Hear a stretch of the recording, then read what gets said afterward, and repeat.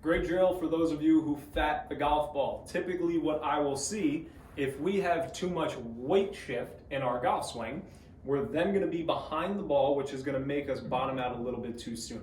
So if we weight shift on our backswing, then it's going to be very, very hard for us to get back to the center of the ball and get our body through the shot. Or if we weight shift on our downswing, we're going to be leaning behind the ball, typically hitting the ground first. And if you don't, you probably hit more of a scoopy kind of bloop shot where it's not getting its full power.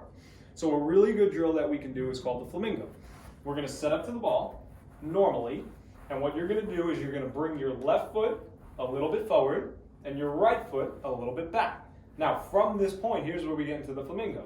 You're going to go on your right tippy toe. When you go on your right tippy toe, that's going to force your balance point to be more on top of the ball, or if anything, on your left side. Now, when I swing, I'm trying to keep my tippy toe the entire swing. I do not want my heel to hit the ground, and I don't want to lose my stability. So I set up, I go on my tippy toe, I take a nice swing. Perfect. So now I know that I'm staying on top of the ball and I'm rotating better rather than trying to get this big kind of surfing motion where I'm way back, way through. Give it a shot. Tell me what you think. Quick, fun, and easy drill that everybody could benefit from. So a lot of students will come to me and they'll say, oh, I sliced the ball, I hooked the ball, whatever the case may be. They'll hit 10 shots, 7 of them they'll top, 3 of them they'll slice and go, you see, that's the issue. I don't think that's the issue as much as the fact that you're topping the ball, or you're thinning it, or you're fatting it. So if you struggle with low point control, typically what we see is you're having an issue with posture, where you lose your posture in your swing, or you're just setting a poor posture to begin with, or you have a problem with your pressure shift. Now notice I say pressure shift, not weight shift. So baseball players, you're used to getting here, loading big time onto your trail side, and exploding through the ball. In golf, there is no weight shift. It's a pressure shift.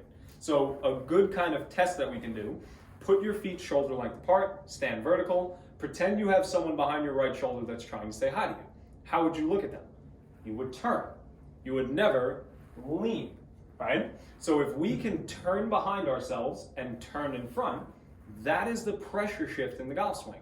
So if I get set into a posture and I rotate back and I rotate through, my spine doesn't move on or off the ball. I stay relatively on top of it.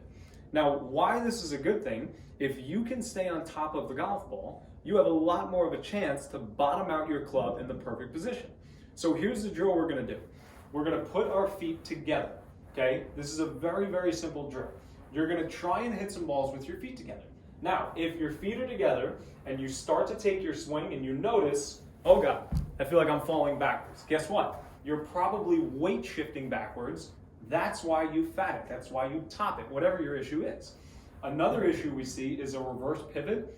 I don't use golf terms, but people understand that. Basically what that means is they lean toward the target on their backswing. So if I set up to the ball with the feet together and I start to lean toward my target, I'm gonna fall over. If I can learn to stay in balance with my feet together as I go back and as I go through, that's gonna help my balance point and my pressure shift. Now, let's say I do this and I start topping it. If I stayed in balance, guess what? You probably topped it because you lost your posture or you lost your arm structure, which again is a video I spoke about previously. So if I set up to the ball, feet together, take a nice easy swing and try to maintain my balance, I can hit balls like this all day long.